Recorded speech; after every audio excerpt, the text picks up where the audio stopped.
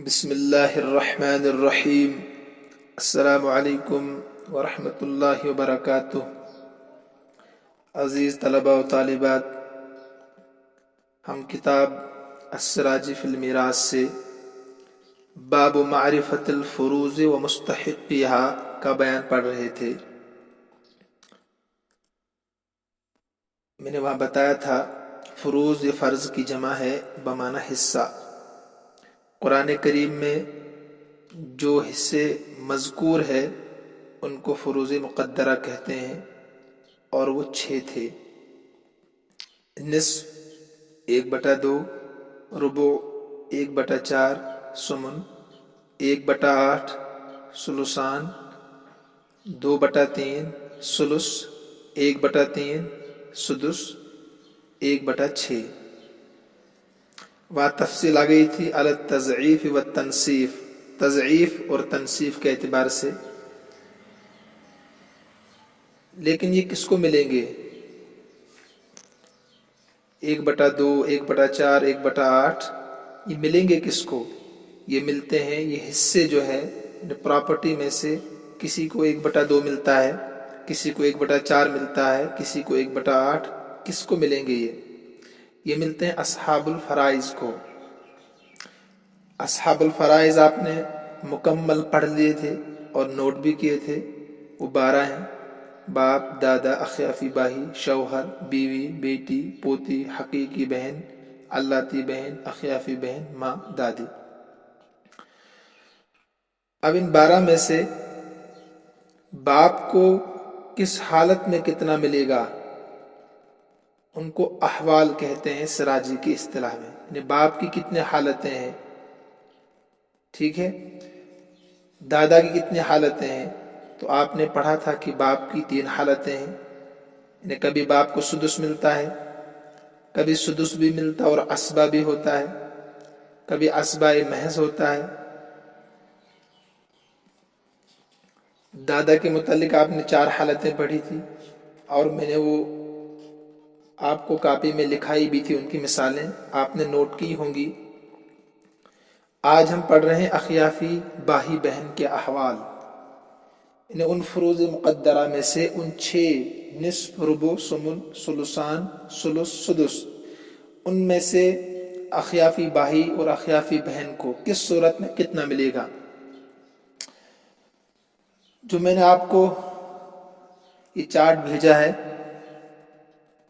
آپ اس کو دیکھتے رہیں اور کاپی میں نوٹ کر لیں۔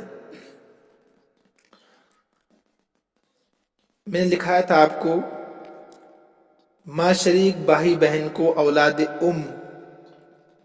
اور اخیافی باہی بہن کہتے ہیں۔ عربی میں اولاد اور اردو میں اخیافی باہی بہن کہتے ہیں، جو ماں شریک ہوں۔ ان کی 3 حالتیں ہیں۔ کتنی؟ 3 حالتیں۔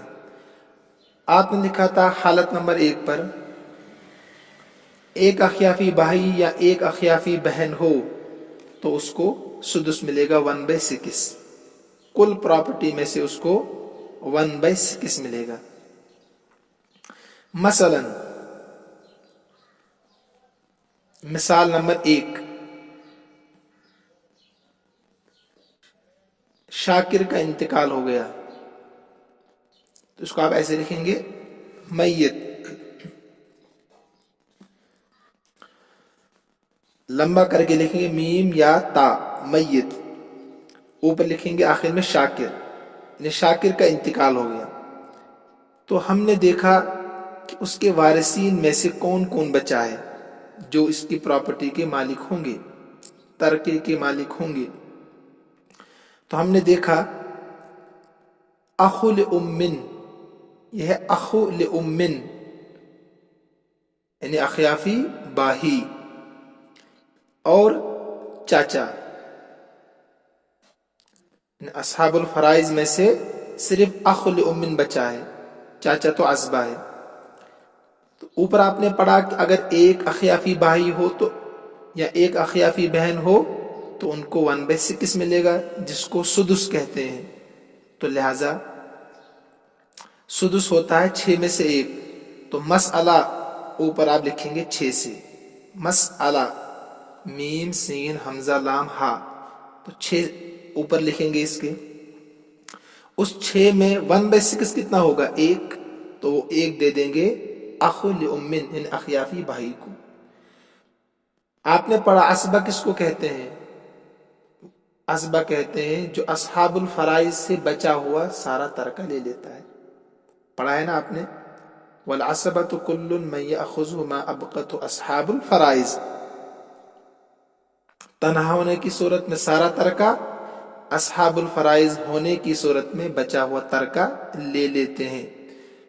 تو اخ لامن اخیافی بھائی کو 1/6 ملا جتنا قرآن نے اس کو دیا ہے، تو باقی کتنا بچا 6 میں سے 5، وہ 5 ملتا ہے اسبا کو۔ تو امن چاچا یہاں اسبا ہے، تو بچا ہوا 6 ترکے میں سے کس کو ملے گا؟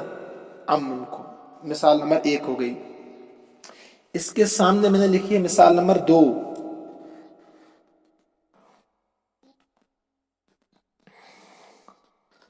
مطلب شارک کا انتقال ہو گیا، ٹھیک ہے؟ جب دیکھا کہ اس کے وارثین میں سے کون کون لوگ بچے ہیں، تو صرف ایک اخیافی بہن اخت لامن، ایک اخیافی بہن بچی تھی اور چاچا بچا تھا۔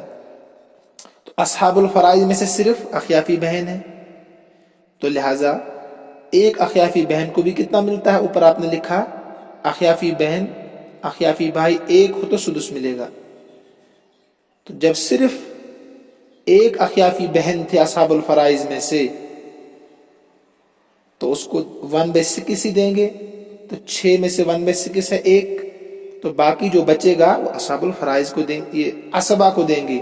اسبا ہے چاچا، تو لہذا پراپرٹی میں سے 5 حصے چاچا کو دیں گے، 1 حصہ اصحاب الفرائض یعنی اخیافی بہن کو دیں گے۔ حالت نمبر 2 لکھی تھی آپ نے، ایک سے زیادہ اخیافی بھائی بہن ہو تو ان کو ثلث ملے گا۔ میں نے لکھایا تھا آپ کو یہاں یہ بات خاص طور پر یاد رکھنی چاہیے کہ اخیافی بھائی بہنوں کو جو ترکہ ملتا ہے وہ ان کے درمیان برابر تقسیم ہوگا، یعنی جتنا ایک اخیافی بھائی کو دیا جائے گا اتنا ہی ایک اخیافی بہن کو بھی دیا جائے گا، بھائی کو بہن سے ڈبل نہیں دیا جائے گا۔ اس کے بعد اب دیکھیے آپ جو مثال لکھائی میں نے، مثلا زید کا انتقال ہو گیا، ٹھیک ہے؟ زید کا جب انتقال ہوگا، اب یہ میت ہے، ہم نے دیکھا کہ اس کے وارثین پیچھے کون کون ہیں، تو ان کے وارثین میں سے صرف 4 اخیافی بہنیں تھیں۔ کتنی؟ 4، اور ایک چاچا بچا ہوا ہے۔ اصحاب الفرائض میں سے صرف 4 اخیافی بہنیں ہیں، امن تو اسبا ہے، تو اب کتنا ملے گا؟ ایک سے زیادہ اخیافی بھائی بہن ہو تو ان کو ثلث ملے گا، تو لہٰذا مسئلہ اوپر بنائیں گے آپ 3 سے، تو 3 کا ثلث کتنا ہے؟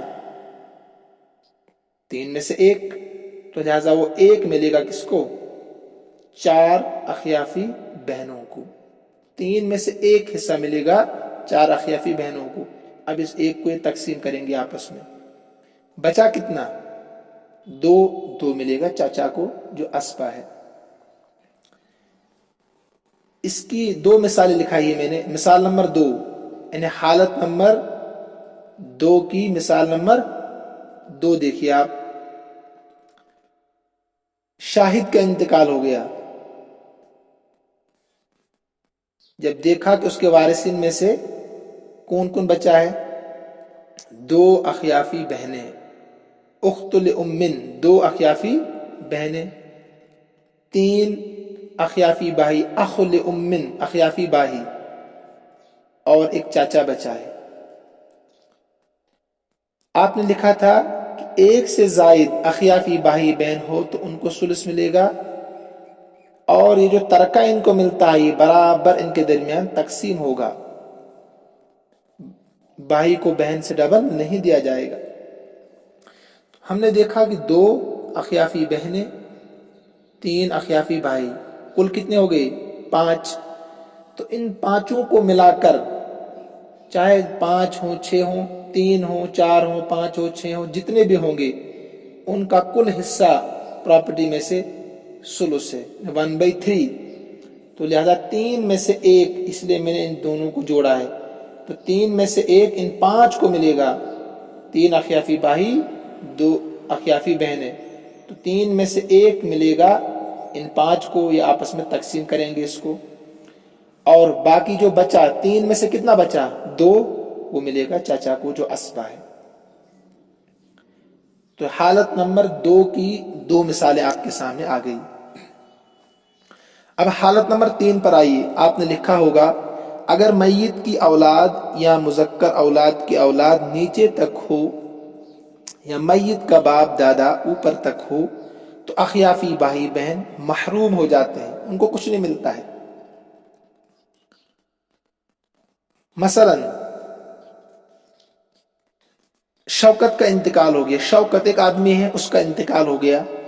اب آپ نے دیکھا کہ اس کے وارثین میں کون کون بچا، اس کے گھر میں کون کون لوگ بچے ہیں، تو آپ نے دیکھا کہ اخیافی بہن ہے،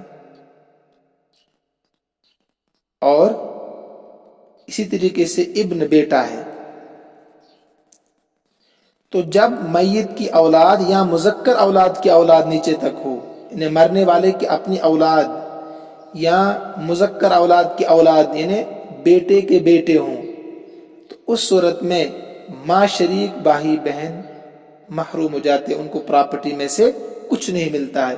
تو پراپرٹی تقسیم نہیں ہوگی، بس ایک حصے میں رہے گی، اوپر آپ لکھیں گے 1، ٹھیک ہے؟ تو وہ 1 کل کا کل حصہ ابن بیٹے کو ملے گا، اخیافی بہن یہاں ساقط یعنی محروم ہو جائے گی، اس کو پراپرٹی میں سے کچھ نہیں ملتا ہے۔ جب مرنے والے کی اولاد ہو یا بیٹے کے بیٹے ہوں، انہیں پوتے وغیرہ۔ اس کی دیکھیے حالت نمبر 3 کی مثال نمبر 2 دیکھیے۔ مثلا شاہد کا انتقال ہو گیا، ٹھیک؟ جب دیکھا اس کے گھر میں کون کون بچہ ہے وارثین میں سے، تو اخ لام، اخیافی بھائی، بنت الابن، بنت الابن کون ہو گیا؟ پوتی، یعنی بیٹے کی بیٹی، تو پوتی ہو گئی، اور چاچا ہے۔ تو اب یہ اولاد کی اولاد ہے۔ جب شاہد کا انتقال ہوا، آپ نے دیکھا کہ گھر میں کون کون بچہ ہے؟ اخیافی بھائی اور پوتی اور چاچا۔ تو لہذا اب کیا ہوگا؟ اخیافی بھائی کی حالتیں پڑھ رہے ہیں نا آپ، تو سب سے پہلا اخیافی بھائی یہ ساقط ہوگا، محروم ہوگا، اس کو پراپرٹی میں سے، شاہد کی پراپرٹی میں سے کچھ نہیں ملے گا۔ پھر کس کو ملے گا؟ کل پراپرٹی میں سے نصف ملے گا پوتی کو۔ تو لہٰذا آپ اس پراپرٹی کو 2 میں تقسیم کریں گے، شاہد کی پراپرٹی 2 میں تقسیم ہوگی، تو 2 کا نصف کیا ہے؟ 1 ملے گا پوتی کو، اور باقی جو بچے گا ملے گا چاچا کو اسبہ ہونے کی صورت میں۔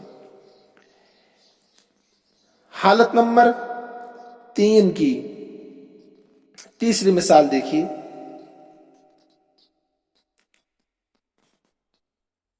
مثلا راشد کا انتقال ہو گیا،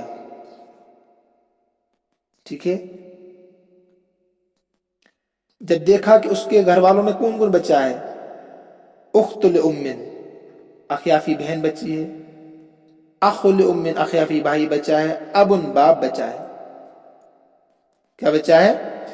آپ نے لکھا تھا نا اگر میت کی اولاد یا مذکر اولاد کی اولاد، تو یہ 2 حالتیں ان کی ہوگی، یا میت کا باپ دادا اوپر تک ہو تو اخیافی بھائی بہن ساقط ہوتے ہیں۔ 2 صورتوں میں ساقط ہوتے ہیں، ایک تو اولاد ہو یا باپ دادا ہو۔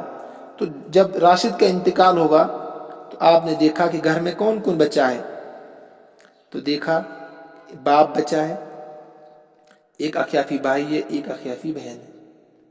تو اخیافی بھائی بہن بھی محروم ہوگا، راشد کی پراپرٹی سے کچھ نہیں ملے گا، اخیافی بہن بھی محروم ہوگی، پراپرٹی سے کچھ نہیں ملے گا۔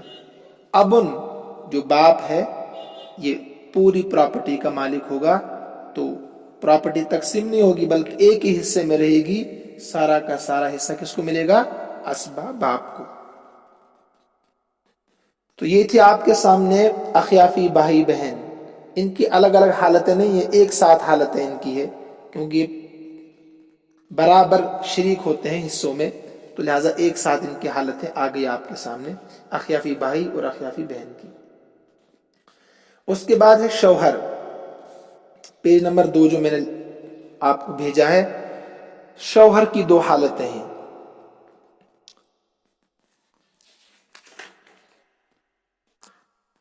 आपने लिखा है हालत नंबर 1, अगर मैयत की औलाद या मुज़क्कर औलाद की औलाद नीचे तक न हो तो शौहर को निस्फ मिलता।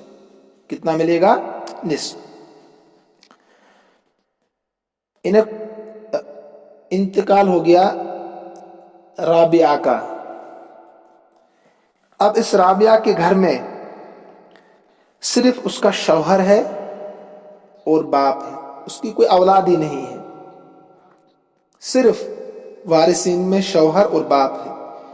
तो राबिया की सारी प्रॉपर्टी में से उसके शौहर को निस्फ मिलेगा। कितना मिलेगा? निस्फ। और बाकी जो बचेगा वो बाप को मिलेगा असबा होने की वजह से। तो कुल प्रॉपर्टी राबिया की 2 हिस्सों में तकसीम होगी, तो 2 में से निस्फ कितना है? 1 मिलेगा शौहर को। अब जो बाकी बचा 1 वो देंगे बाप। हालत नंबर 2 लिखी थी आपने, अगर मैयत की औलाद या मुज़क्कर औलाद की औलाद नीचे तक, बेटा बेटी पोती परपोती नीचे तक हो तो शौहर को रुबो मिलेगा। कितना मिलेगा? रुबो। ऊपर औलाद अगर होगी, औलाद नहीं होगी तो निस्फ शौहर को मिलेगा, अगर औलाद होगी तो फिर इसको रुबो मिलेगा। मसलन फातिमा का इंतकाल हो गया, तो इसने पीछे घर में वारिसीन में एक शौहर को छोड़ा है और एक अपना बेटा छोड़ा है, ठीक है। अब फातिमा की कुल प्रॉपर्टी में से रुबो यानी 1 हिस्सा किसको मिलेगा? शौहर को, और बाकी जो भी बचेगा उसके बेटे को मिलेगा। तो लिहाजा प्रॉपर्टी 4 हिस्सों में तकसीम होगी। 4 में से रुबो है 1, वो देंगे शौहर को, बाकी 3 जो बचता है वो बेटे को मिलेगा। ठीक है। मैंने लिखाया था आपको कि औलाद आम है, मैयत की औलाद या मुज़क्कर औलाद की औलाद नीचे तक, ये औलाद आम है, खा मुज़क्कर हो या मुअन्नस। यानी जब औरत का इंतकाल हो गया, चाहे मुज़क्कर औलाद हो या मुअन्नस हो, उसी शौहर से हो या पहले शौहर से, हो सकता है उसकी 2 शादियां हुई हो। अलबत्ता औलाद का मैयत की वफात के वक्त जिंदा होना जरूरी है। जब उसका इंतकाल हुआ फातिमा का, तो उस वक्त औलाद जिंदा थी। जो पहले औलाद मर चुकी उसका एतबार नहीं होता है। तो मिसाल नंबर 2 देखिए आप, हालत नंबर 2 की मिसाल नंबर 2 देखिए। जाहिदा का इंतकाल हुआ, जाहिदा का हालत नंबर 2 की मिसाल नंबर 2, इसमें 3 मिसालें आएंगी। जाहिदा का इंतकाल हुआ तो देखा कि इसके घर में कौन बचा? उसका शौहर और एक बेटी और एक चाचा। ऊपर था बेटा, यहां बेटी है, फर्क इतना है। तो उस सूरत में भी औलाद है ना, तो शौहर को रुबू मिलेगा और बेटी को निस्फ। तो लिहाजा उसकी प्रॉपर्टी जाहिदा की 4 हिस्सों में तकसीम होगी। 4 का रुबू कितना है? 1, तो शौहर को दे दिया। फिर कितना बचा? 4 का निस्फ कितना है? 2, तो बेटी को दे दिया। फिर कितना बचा? 1, जो बचेगा वो चाचा को मिलेगा। 4 का निस्फ है 2, 4 का रुबू है 1, तो 3 आगे, अब 1 बचा वो मिलेगा चाचा को। हालत नंबर 2 की मिसाल नंबर 3 देखिए। राशिदा का इंतकाल हो गया, اب دیکھا کہ اس کے گھر میں کون بچا ہے؟ صرف شوہر اور پوتی، بنت الابن کہتے ہیں پوتی کو، بیٹے کی بیٹی پوتی، اور عم چاچا۔ تو بیٹی جو ہوتی ہے اس کو نصف ملتا ہے جب ایک ہو، تو پوتی بھی بیٹی کی طرح ہوتی ہے، تو اس کو ملے گا نصف، شوہر کو ربع۔ تو لہذا پراپرٹی راشدہ کی 4 حصوں میں تقسیم ہوگی، اس 4 میں سے ایک ملے گا، یعنی ربع ملے گا کس کو؟ شوہر کو، اور 4 کا نصف ہے 2، 2 ملے گا پوتی کو، پھر جو ایک بچا وہ ملے گا چاچا کو۔ اخیافی بھائی بہن اور شوہر کی حالتیں امثل آپ کے سامنے آ گئی۔ اس کے بعد بیویوں کے احوال۔ تو بیویوں کی 2 حالتیں آپ نے لکھی تھی۔ نمبر 1، اگر میت کی اولاد یا مذکر اولاد کی اولاد نیچے تک نہ ہو تو بیویوں کو ربع ملے گا۔ کتنا ملے گا؟ ربع۔ اب جو مثال لکھی آپ نے ہے، مثلا زاہد کا انتقال ہو گیا، زاہد کے انتقال کے بعد آپ نے دیکھا کہ اس کے گھر میں کون کون بچا ہے وارثین میں سے؟ آپ نے دیکھا کہ اس کی بیوی زوجہ، بیوی بچی ہے، اور اس کا باپ بچا ہے، اس کا باپ بچا ہے۔ تو آپ نے لکھا ہے اگر میت کی اولاد، حالت نمبر 1 میں اگر میت کی اولاد یا مذکر اولاد کی اولاد نیچے تک نہ ہو تو بیویوں کو کتنا ملتا ہے؟ ربع ملتا ہے، بیویوں کو ربع ملتا ہے۔ تو لہذا یہاں اولاد نہیں ہے، جب اس کا انتقال ہو گیا تو بیوی ہے اور باپ ہے۔ تو اب زاہد کے کل مال میں سے، کل پراپرٹی میں سے اس کی بیوی کو چوتھائی ملے گا۔ کتنا ملے گا؟ یعنی 1/4، 4 میں سے 1، تو 1 دے دیا تو مسئلہ بنے گا 4 سے، تو 4 کا ربع کتنا ہے؟ یعنی 1/4، 1 ہے، تو پھر کتنا بچا؟ 3۔ جتنا بھی بچے گا وہ اسبا کو دیتے ہیں، اسبا کی کوئی متعین حیثیت نہیں ہے، جو بھی بچتا ان کو دے دیتے ہیں۔ اصل ہے یہاں زوجن، زوجہ جو اصحاب الفرائض میں سے ان کا حصہ متعین ہے، تو ان کا متعین حصہ دینے کے بعد جو بھی بچے گا وہ اصحاب الاسبا کو ملتا ہے۔ حالت نمبر 2 کیا لکھی تھی آپ نے؟ اگر میت کی اولاد یا مذکر اولاد کی اولاد، بیٹا بیٹی پوتا پوتی نیچے تک ہو تو بیوی کو سمن ملے گا، بیوی کو 1/8۔ اب وہاں لکھا تھا آپ نے بیوی 1 ہو یا 1 سے زیادہ، ربع اور سمن میں سب برابر کی شریک ہوں گی، سب کو برابر ملے گا، اس لیے اس کی 4 مثالیں آپ لکھیں کاپی میں۔ نمبر 1، راشد کا انتقال ہو گیا، تو دیکھا کہ اس کے وارثین میں سے ایک تو بیوی ہے اور ایک بیٹا ہے، تو اب بیوی کو کم ملے گا، پہلے 4 میں 1 مل رہا تھا، اب 1/8 ملے گا، ٹھیک ہے نا؟ تو بیوی کو ملے گا 8 میں سے 1، تو لہذا مسئلہ بنے گا 8 سے، راشد کی پراپرٹی 8 حصوں میں تقسیم ہوگی، اس 8 میں سے 1 ملے گا کس کو؟ بیوی کو، باقی 7 حصے بیٹی کو ملیں گے۔ مثال نمبر 2 دیکھیے، جب خالد کا انتقال ہو گیا تو اس کے وارثین میں سے ایک تو بیوی ہے، ایک بیٹی ہے، ایک چاچا ہے، تو اب کیا ہوگا؟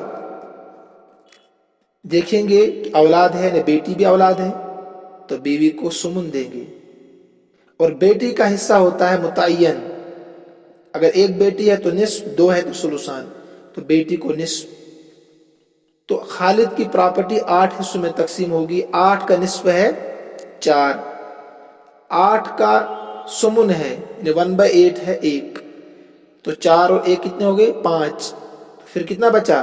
3، جو 3 بچا وہ چاچا کو دیں گے اسبا ہونے کی صورت میں۔ ایسے ہی مثال نمبر 3 پر آئیے، عادل کا انتقال ہو گیا، اب اس کے وارثین میں ہم نے دیکھا ایک بیوی بچی ہے، ابن العم چاچے کا لڑکا، ابن العم، اور بنت الابن، بنت الابن ایک پوتی بچی ہے. تو میں نے ابھی کہا کہ پوتی اور بیٹی کو برابر حصہ ہوتا ہے. تو اولاد موجود ہے، عادل کی اولاد گویا کی موجود ہے، بنت الابن پوتی. تو بیوی کو ملے گا سمن 1/8. تو مسئلہ 8 سے بنائیں گے آپ. تو 8 میں سے سمن کتنا ہے؟ 1. وہ کس کو دیں گے؟ یہ لکھنا رہ گیا 1 لکھ دیں اس کے نیچے آپ خود ہی. تو سمن 1 ملے گا بیوی کو. اور پھر دیکھیں گے اصحاب الفرائض میں سے بنت الابن، اس کو ملتا ہے نصف کل پراپرٹی میں سے. تو 8 کا نصف ہے 4. پھر جو بچے گا 3 بچا تو ملے گا ابن العم کو. ہوگی 2 مثالیں، بلکہ 3 مثالیں. چوتھی مثال دیکھیے، یہ مثالیں کس کی ہے؟ حالت نمبر 2 کی. یعنی اگر میت کی اولاد یا مذکر اولاد کی اولاد بیٹا بیٹی پوتا پوتی نیچے تک ہو تو ان کو سمن ملے گا. بیوی 1 ہو یا اس سے زیادہ ہو، ربع سمن میں سب برابر کی شریک ہوں گی.